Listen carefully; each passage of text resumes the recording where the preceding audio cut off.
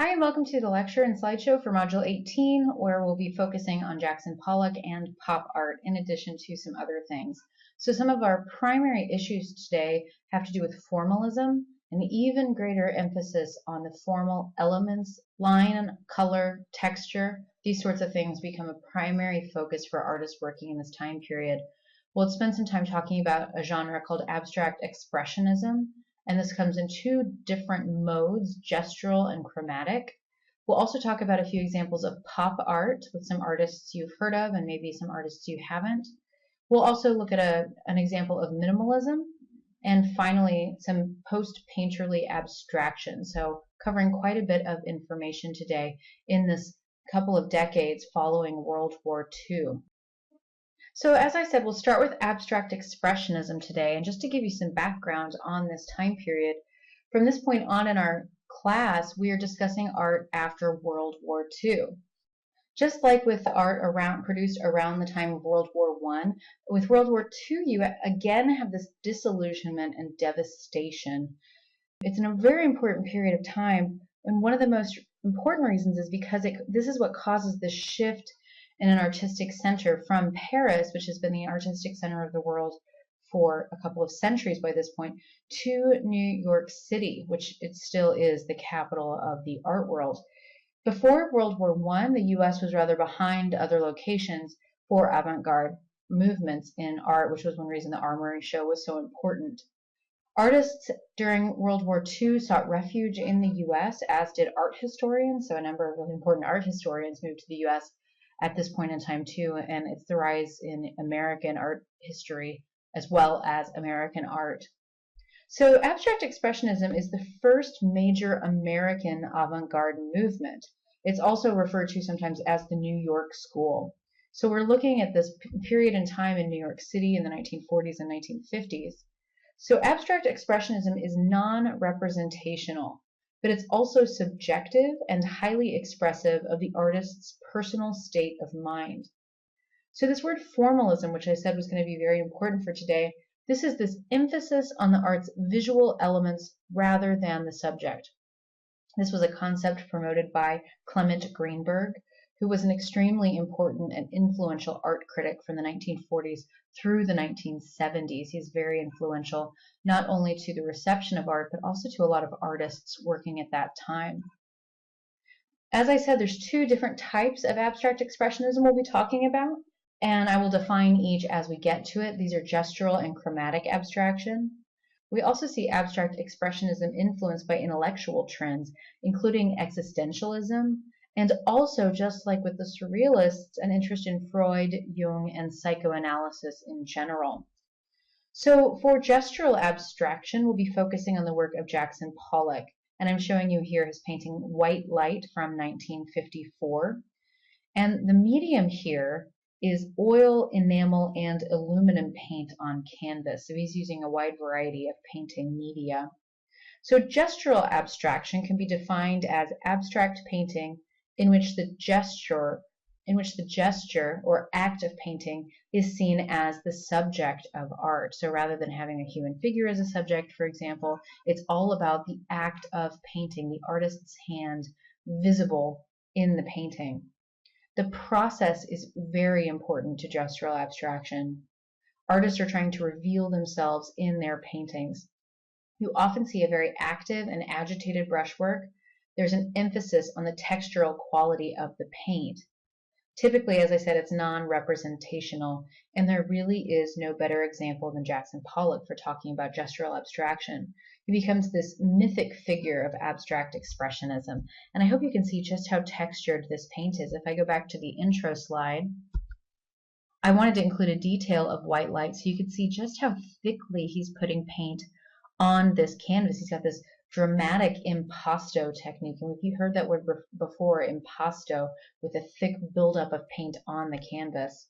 I also wanted to make sure and show you a couple of images of Jackson Pollock at work, and in the module you'll find links to a couple of videos of him painting. So his primary process, he would use sticks and dried brushes to flip, drip, and pour paints onto the canvas. Again, as I said, it's a mixed media, this oil paint, enamel paint, and aluminum. being used all together here. Typically, he had this enormous canvas, huge and unstretched, meaning that it's not on a wooden stretcher, which is what keeps it taut. And typically, artists paint on stretched canvases. That way, it's always at that ideal stretching. Instead, he would roll out his canvases onto the floor instead of putting it onto an easel, stretched and put onto an easel. He combines approaches of easel and mural painting being wall painting. It's a very aggressive and active way of painting. You see how he hovers over the work, he walks into it, he puts his hands on it sometimes. And there's there's an aspect to it that's partly unconscious. He's using some techniques that we talked about with surrealism, sort of an automatic method. He, like the surrealists, was also well versed in Jung and Freud, and as I said, these were important thinkers, psychiatrists for abstract expressionists. There's something about it, it's almost like a performance while painting, and that's a big part of the work as the painting itself. But at the same time, even though this can seem a little bit random sometimes, he seems to be very aware of how to render an aesthetically pleasing image, and I think that's why his work was so successful and remains so popular today. There are some challenges to presenting works in this abstract expressionist mode. Remember, easel paintings are often seen as a sort of window onto the world, and that's something we've talked about in several of our modules, this goal of artists to create a naturalistic representation to make the viewer feel transported to a different world or to see a painting as an extension of their world. That's not something you're going to see in an abstract expressionist painting. The paint tends to hover in a sort of spider-like web on top of the picture plane rather than creating an illusion of recession into the picture plane. His works often lack a compositional focus, so there's no hierarchy to the image. So going back now to white light, I think you can get a sense of some layers of the work. You can really see the paint on the surface primarily. It's much thicker than the paint laid down on the canvas below it. But you can see that there's really not any recession going on. It's just more layers of a web that he's created. His works are very organic and rhythmic, as you can see here in this work. We see no reference to any recognizable object. There does seem to be an underlying chromatic organization. He seems to have carefully placed the pigments here. He's sort of balancing out the white on top with some black splashes of paint, but also below the surface of this black and white, you see these primary colors of red, yellow, and blue, and a little bit of green here and there, which creates this foundation for white and black. So there is some sense of different levels in the painting, and that he's organizing this chromatically. The title here, White Light, indicates the predominance of the white in the work. And one interesting thing, I hope you notice this, if you look at the edges of the painting, it feels like the painting would just keep going. It's almost like this photographic technique where you're just cropping it selectively. And one reason his works often look like this is because he would trim the finished canvases so that the work would have originally continued off of the borders. It really gives his painting a much more dynamic sense, I think, because there's really no sense of an ending, even when you get to the end of the canvas that's presented in front of you. So I'll be interested to hear your thoughts on Jackson Pollock after watching the videos on YouTube for the prompt you'll find in the rest of the module. Another abstract expressionist painter I want to talk about is Willem de Kooning, and I'm showing you here his Woman and Bicycle dating from 1952 to 1953. De Kooning was originally from the Netherlands, and he is also considered a proponent of this gestural abstraction, this one mode of abstract expressionism. His brushwork is agitated, and it reveals this passionate personality of the artist. I think an important distinction between de Kooning's work and Pollock's work is that he chooses to have a subject to represent, so it's representational rather than completely abstracted and focused only on forms or colors. De Kooning went back and forth quite easily between representational and fully abstract works, but here I'm going to show you one of his figural paintings. He typically also worked on an easel, so his working method is not that similar to what we saw with Pollock. He and Pollock are considered what are called action painters, and this means that they had a close physical interaction with the canvas. So the painter and the canvas are intimately linked because of this status as an action painter. What we're seeing here is a representation of woman with a capital W. It's this individual woman, but it's supposed to represent ideas of all women here. It's really rather aggressive. It's aggressive in its brushstroke, but also in the face of this woman depicted. You can make out her forms in a very generic sense. So at the top of the canvas, you can see her face, two eyes that don't match in color, a sort of stub nose, and a smiling mouth, almost a sneer. And then she has another one at her neck. You can also see the forms of her breasts, a bit of a sense of her torso, and then down towards the bottom you see her legs sticking out from what must be a yellow skirt here. There's a sort of sexual energy present in his works as well. This is not his only depiction of a woman like this. There's a couple in this series, and they all share these characteristics of this aggressive sexual energy. We see with the brushstroke this emphasis on the breasts and the hips.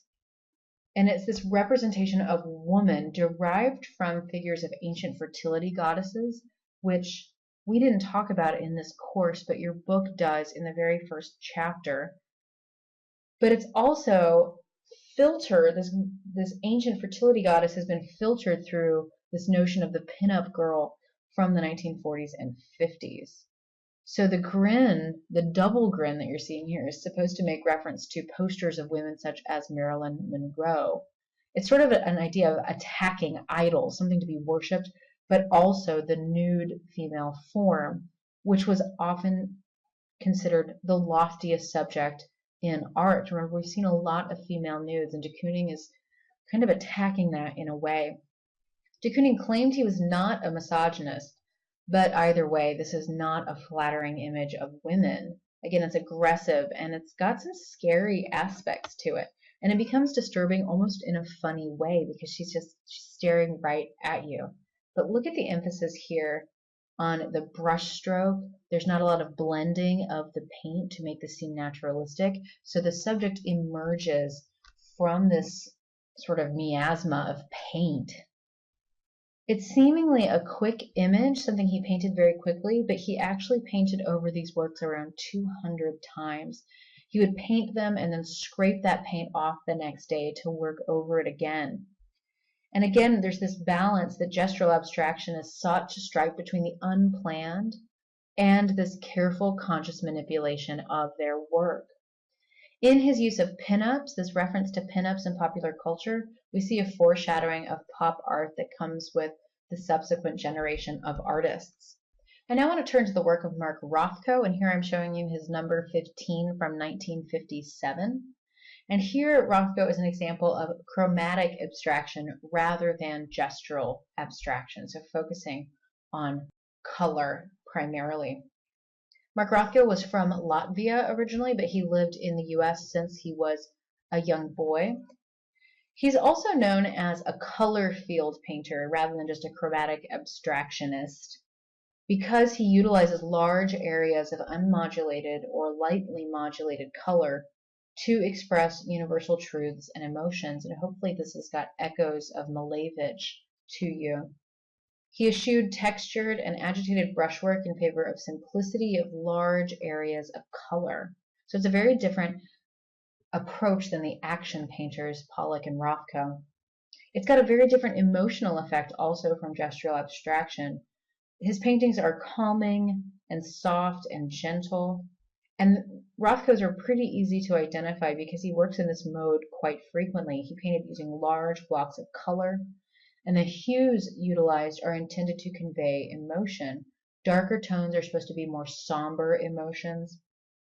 Sometimes, though, we do see a bright and vivid use of color in his works. It becomes almost atmospheric and gives you a sense of spiritual transcendence and the sublime. Now, I've never been there, but there's the Rothko Chapel, and I've had a lot of people tell me about going inside this architectural space is completely decorated with his works, and they talk about what an incredible spiritual experience it is to just be enveloped by his color-filled paintings, and it does become this emotional experience that I don't think translates very well to a slide. His works are really important to see in person. The works in these color-filled paintings often have these loose and undefined edges, as we can see here in number 15. The edges just sort of melt into nothing. It largely effaces the hand of the artist, and there's little sense of the artistic process. You can get a sense of brushstroke just a little bit, but not in the way that you see with Pollock or Rothko. But really, his works are not just about nice, pretty juxtaposition of colors. Rothko said about his work, quote, "The people who weep before my pictures are having the same religious experience I had when I painted them. And if you, as you say, are moved only by their color relationships, then you miss the point." So there's this idea that he has that meanings and emotions are universal and timeless, that you can see through something like color the sense of tragedy, ecstasy, or doom, or any other emotion or sense that you can think of. His works are very typically on a large scale, so it really affects the viewer by encompassing him or her in this field of color. So we see rectangles of color hovering over large fields of color. Here is a blackish green on top of a bright blue. And it does have a more textural quality, I think. If you start looking at the edges of the rectangles over the light blue field, you get that sort of smudginess to the edges that sort of fades and gives it a sort of textural sense. He softens the edges here, which is softening the contrast between the different planes. I almost see it as his version of sfumato, like we saw with Leonardo da Vinci. On top, he uses thinner layers of paint, so even in the middle of these rectangles of color, you can start to see the background so that the surface color, the surface of the canvas, this light blue, starts to seep through. So his colors, his forms become permeable and luminescent. So Rothko's works, these are ones that are often also said that like my 5-year-old could do that, but it's not really that true. I mean, these are monumental. They are really effective to the viewer, so I highly recommend seeing his works in person. So I'd like to move on now to pop art. And pop art is short for popular art, and it's another movement that's named by a critic, like so many that we've talked about. It's primarily an American art movement of the 1960s, but it actually begins in Great Britain in the 1950s. For example, with the work of the artist I'm showing you here, Richard Hamilton, and I'm showing you his Just What Is It That Makes Today's Home So Different, So Appealing from 1956. In a lot of ways, pop art is a reaction against abstract expressionism and minimalism, which I'll talk about in a few minutes. They thought that these kinds of works were too lofty and elitist and too heroic, that what the artists were trying to do was just too much. They thought that abstract expressionism and other art forms at the time did not relate to the world around them due to its adherence to non-representation. So there's some drawbacks to not representing things. Pop artists were interested in bringing back an art that spoke of and to a wider contemporary audience. There's also a return to objectivity, so getting away from the emotions of the artist. It entailed an embracing of popular consumer culture, yet also it can be seen as a reaction to or commentary upon this new mass-produced world.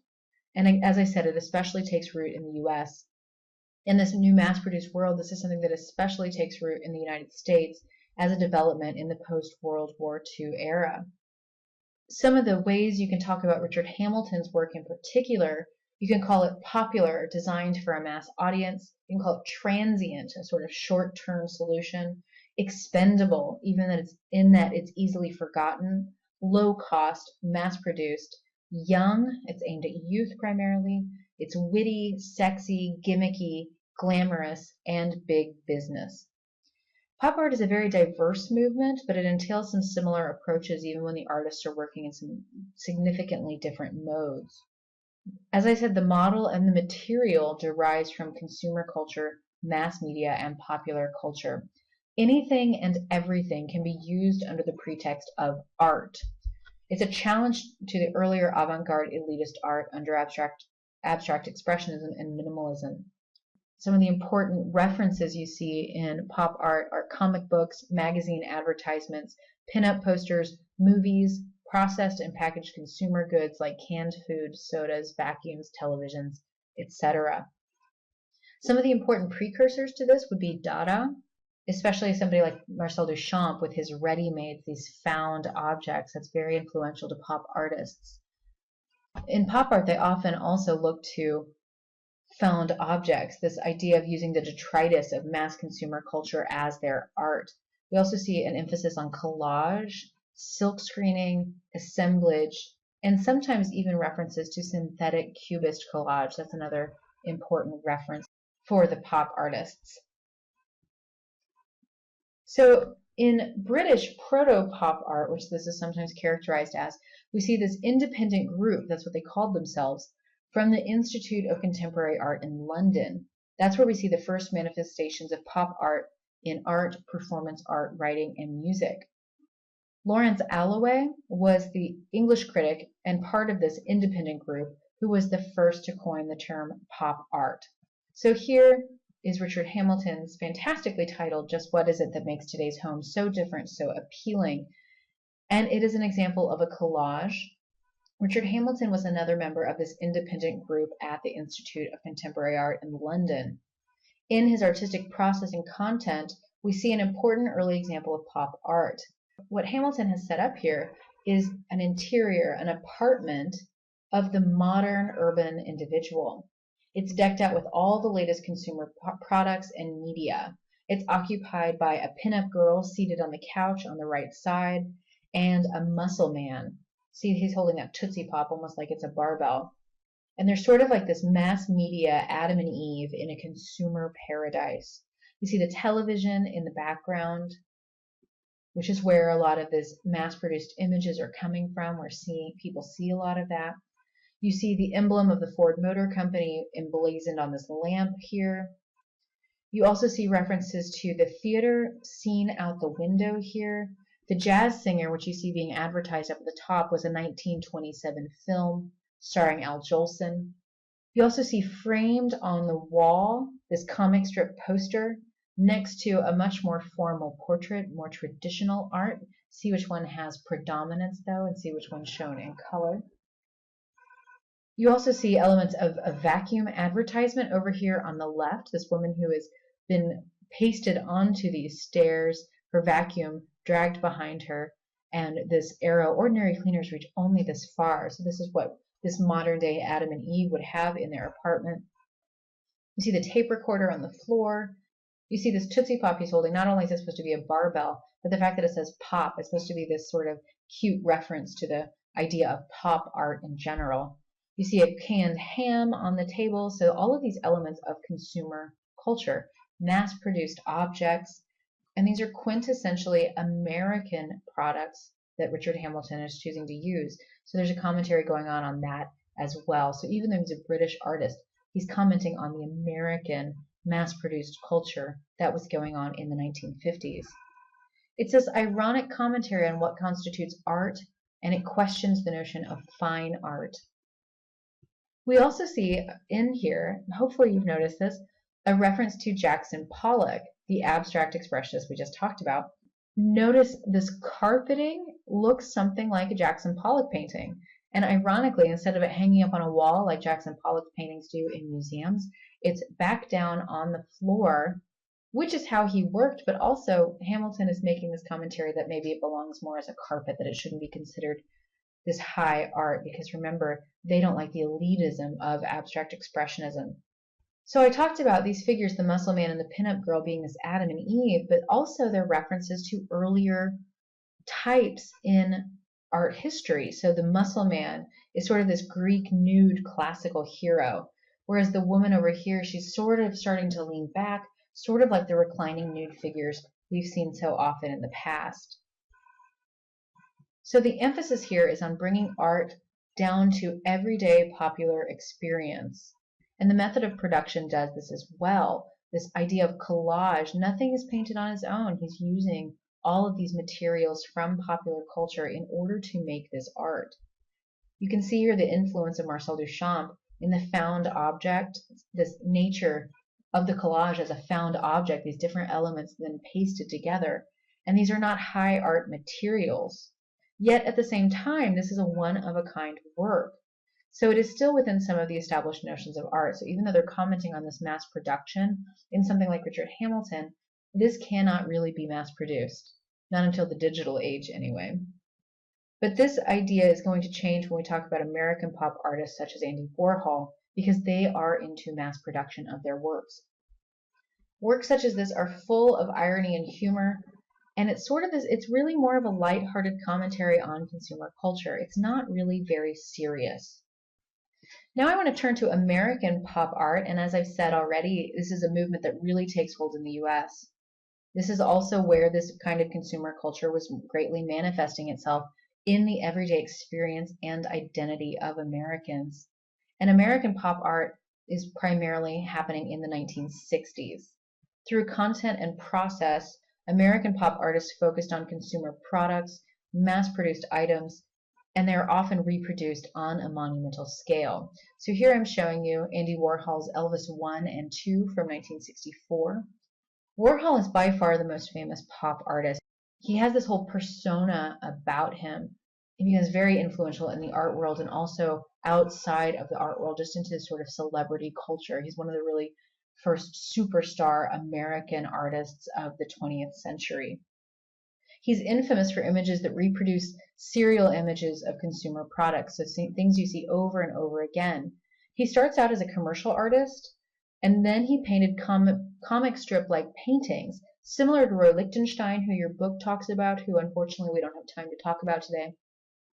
But then Warhol moves to works that commented upon and reproduced advertisements. This is an important aspect of his works and that of other pop artists. They work with new store-bought items. They exploit the vulgarity of advertising, supermarkets, and commercials on TV.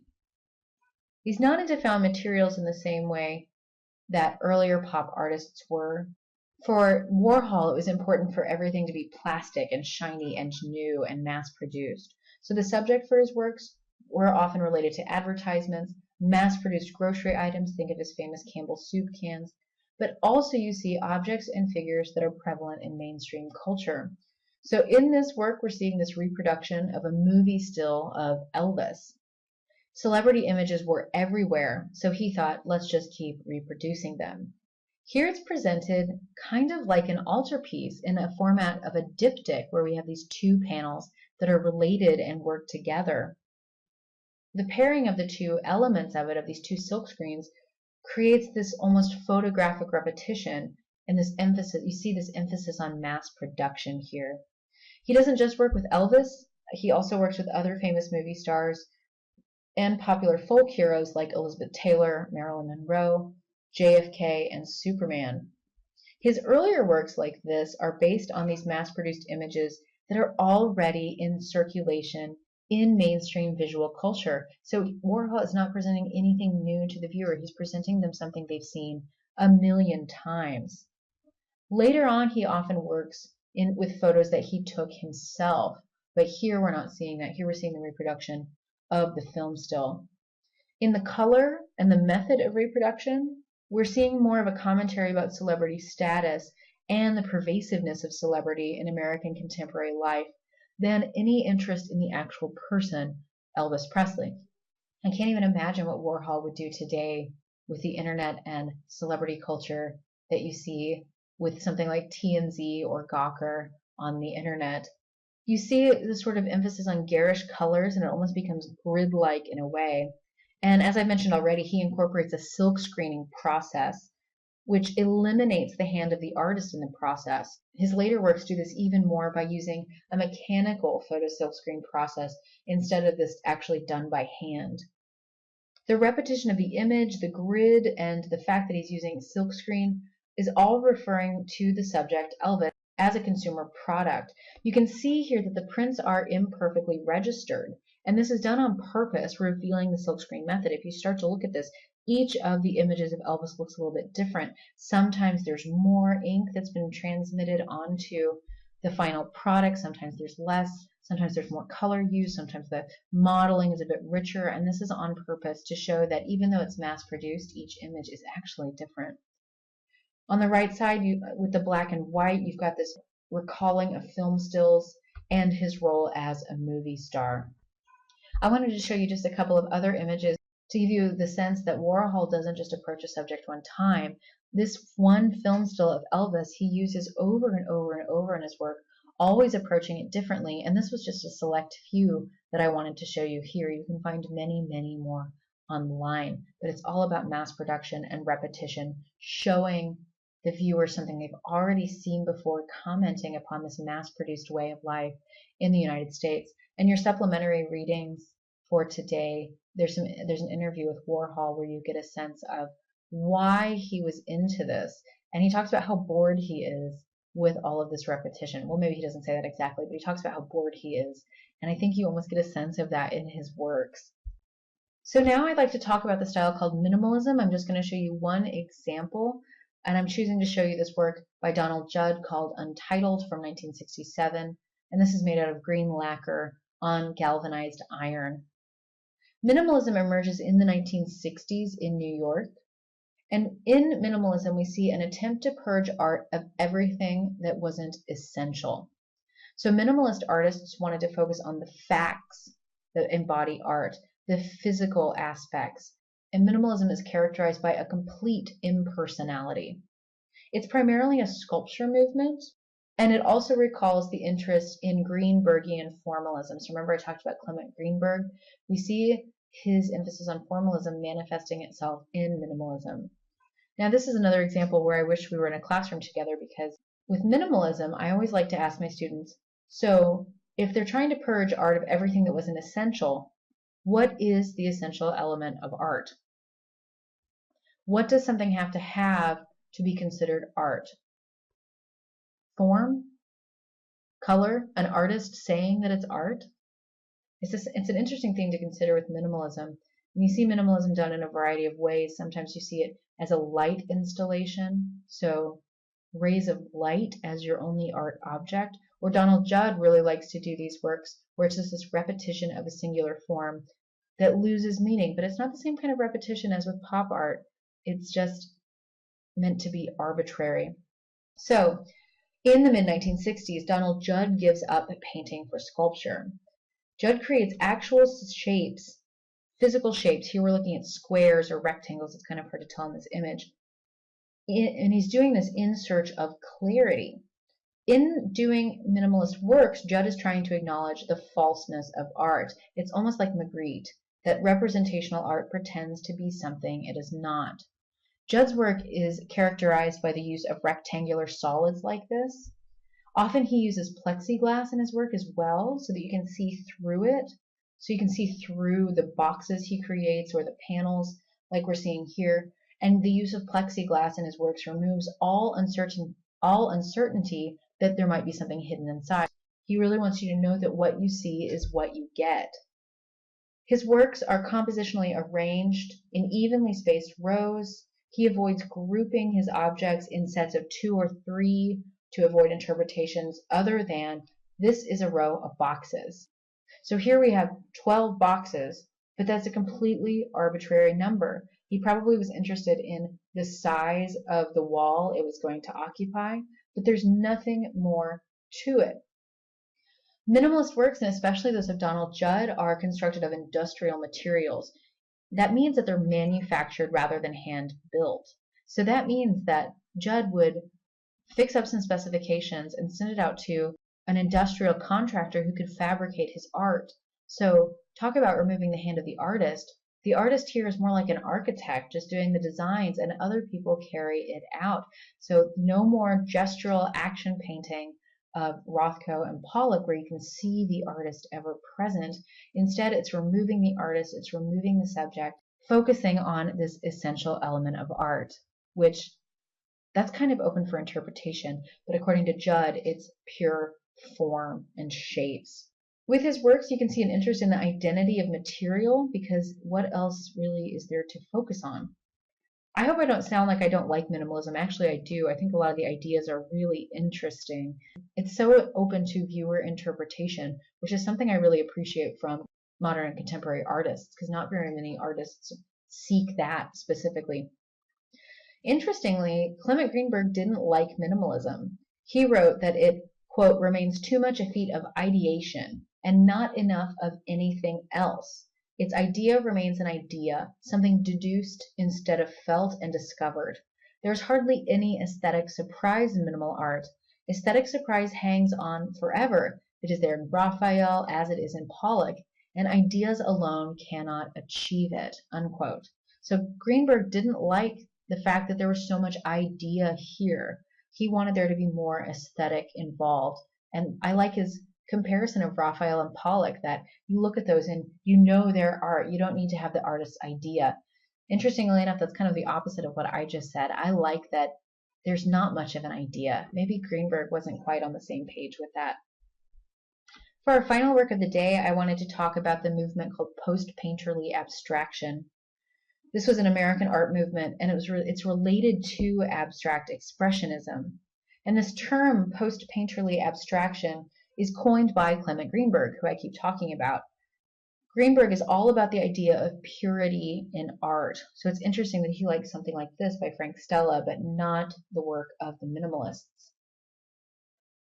Post-painterly abstraction is characterized less by the emotions of the artist, as in abstract expressionism, and more on a rationality of forms.